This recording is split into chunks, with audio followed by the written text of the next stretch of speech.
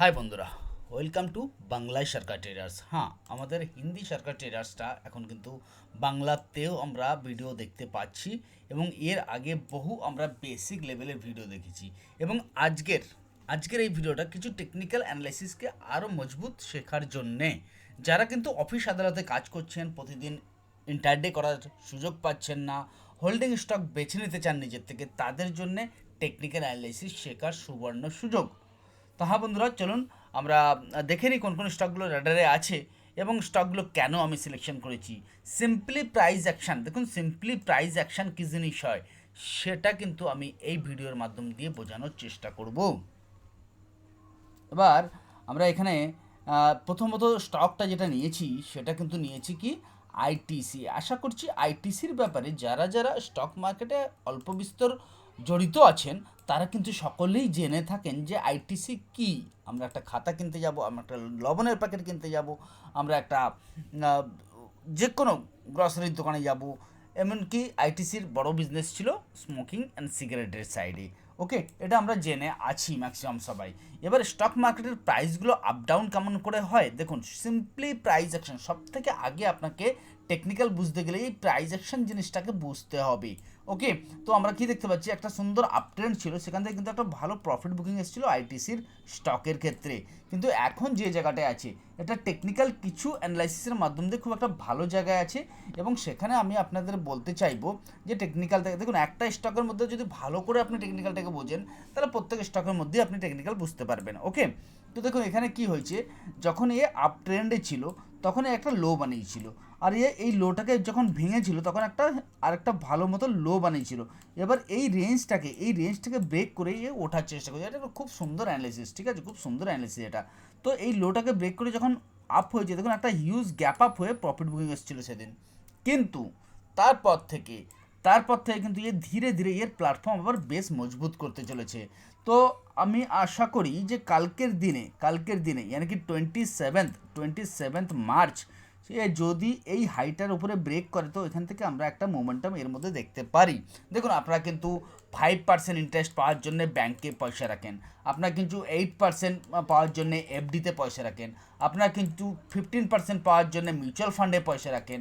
আপনি যদি স্টক মার্কেটের মধ্যে এইরকমভাবে হোল্ডিং স্টককে নিজের থেকে চুজ করে মিনিমাম 5% করে রিটার্ন একটা স্টক থেকে বের করেন, দেখবেন আপনার সারা বছরে কিছু না হলেও মিনিমাম 50%-এর ওপরে রিটার্ন হচ্ছে। মিনিমাম 50%-এর ওপরে স্টপ লসটাকে নিয়ে শিখতে হবে। তাহলে আশা করছি আপনারা আইটিসির মধ্যে যে অ্যানালাইসিসটা আছে সেটা কিন্তু আপনি বুঝতে পারছেন যে এই হাইয়ের ওপরে আমাকে ক্লিয়ার বলছি মিনিমাম 15 মিনিট আপনাকে এই হাইয়ের ওপরে কিন্তু স্টেবল হতে হবে, তবেই যে স্টকটা কিন্তু বেটার হবে। ওকে, নেক্সট দেখুন ইমামি লিমিটেড, জানেন সবাই নাম, আশা করছি জানেন। তো দেখুন ইমামির মধ্যেও কিন্তু যদি একটা ব্রড রেঞ্জ দেখি তাহলে কিন্তু আমরা দেখতে পাবো ইমামির মধ্যে চার্ট যেটা হয়েছিল ঠিক এইভাবে একটা চার্ট প্যাটার্ন তৈরি করেছিল। এখানে কিছুটা সাপোর্ট নেওয়ার পর এখান থেকে আবার ব্রেকডাউন হয়েছে এবং দেখতে পারি যে প্রিভিয়াস একটা লোয়ের কাছাকাছি কিন্তু এসে এখান থেকে রেঞ্জ একটা বানাচ্ছে। ওকে, দেখুন এই জায়গায় কিছু সিম্পলি কি টেকনিক্যাল দিয়ে আমি ইউজ করছি এটাকে, যে একটা রেঞ্জের মধ্যে ভালো করে দেখবেন, একটা এই রেঞ্জের মধ্যে স্টকটা 1 2 3 4 5 6 দিন কাটিয়েছে। দেখুন এখনও কিন্তু এর ডাউন ট্রেন্ডটা ঠিকঠাকভাবে যায়নি।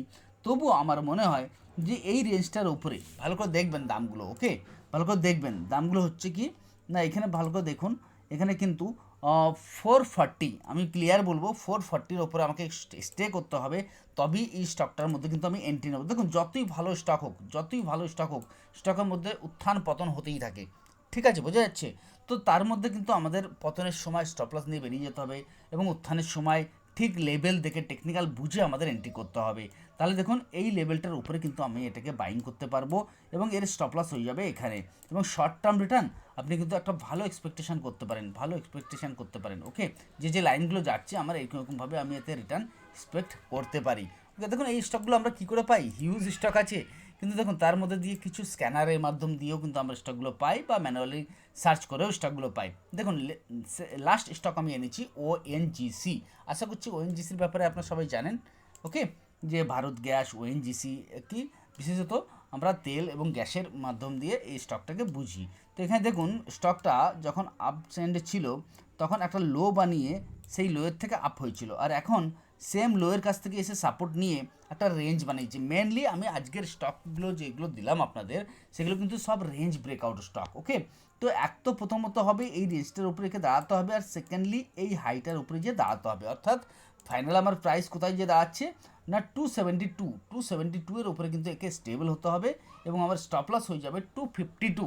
ওকে, 252 যদি ফাইনাল আর লং স্টপ লস নিতে চান তাহলে এখানে স্টপ লস হয়ে যাবে। হোল্ডিং টার্গেট প্রথমত আপনাকে 82-84 কাছে একটা টার্গেট দেবে, এই যে হাইটে দেখতে পাচ্ছি, এবং এটাকে ব্রেক করার পর এই কিন্তু আরও ভালো টার্গেট দিতে পারে। তো আশা করছি এই তিনটি স্টক আপনাকে এখানে শেয়ার করলাম। এই তিনটি স্টকের মধ্যে যারা ডেইলি ইন্টারডে ট্রেডিং না করতে চান, হোল্ডিং পারপাস স্টক খুঁজতে চান, তাদের জন্য খুব ভালো স্টক এই তিনটে স্টক হতে পারে। তো আশা করছি ভিডিওগুলো ভালো লাগছে, কেমন লাগছে অবশ্যই জানাবেন, এবং যারা ফুল ভিডিও এন্ড পর্যন্ত দেখেন এবং যাদের ভালো লেগে থাকে, দেখুন আজকে আমাদের টেলিগ্রাম গ্রুপে বিপিসিএল দিয়েছিলাম, আজকে আমরা হোল্ডিং স্টক হিসেবে খুব ভালো একটা স্টক আমরা নিয়েছিলাম মাদারসান সুমি। ওকে, তো এই সমস্ত জিনিসগুলোকে জানতে গেলে আপনি সরকার ট্রেডার্সের যে টেলিগ্রাম চ্যানেল আছে, বাট সার্চ করলে কিন্তু প্রথমে ফেক টেলিগ্রাম চ্যানেল চলে যাবেন। ওকে, আমরা প্রতিনিয়ত স্টক সাজেস্ট করে থাকি, হোল্ডিং স্টক সাজেস্ট করে থাকি, নিফটি ব্যাঙ্ক নিফটি ট্রেড দিয়ে থাকি। তো এটা আমাদের সরকার ট্রেডার্সের Hindi plus intraday trading suggest platform. Okay বন্ধুরা, আজকের ভিডিওটা এইটুকুনি। Thank you. জয় হিন্দ, জয় ভারত।